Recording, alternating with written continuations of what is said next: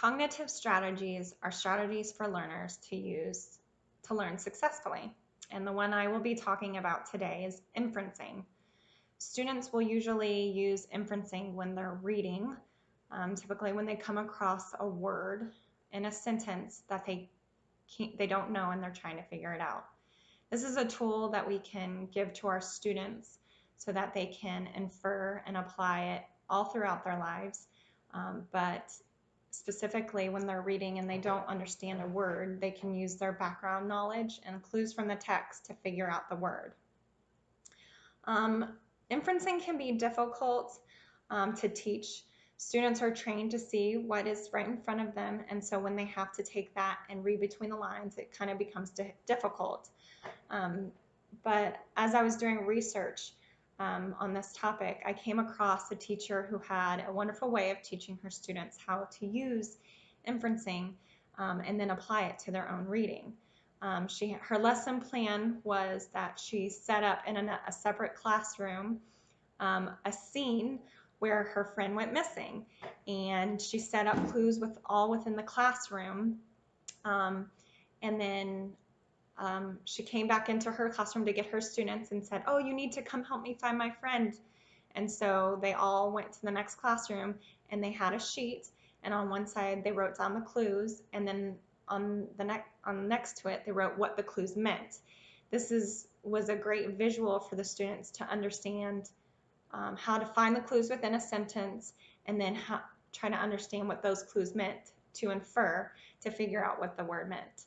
This is also a great tool for students who are learning English when they come across a word they haven't yet learned, but they can use it to try and figure out. Sometimes words have prefixes and suffixes that a student who's learning a new language might not understand but know what the core word means. So when they infer, they can use their clues to figure this word out. And it's a great tool for students of all ages to use. I mean, we still use it today as adults. I mean, I know I do. And I know my daughters who are reading books up to the next level, where they might have a few vocabulary words that they don't quite know yet, but they will use inferring to figure that out.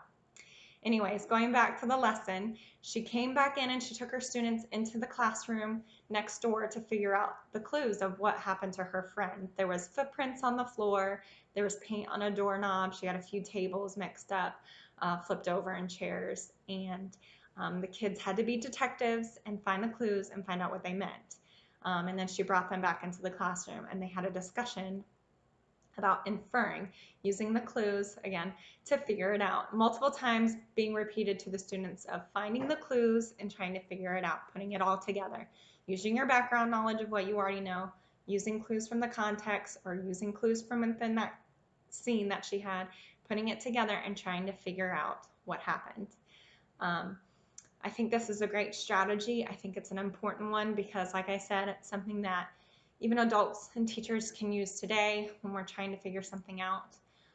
It is important to know that not all background knowledge is the same, so that when she brings them back into the classroom and they're doing this as a whole group activity, that they can figure out what background knowledge of what are clues, where do you find them,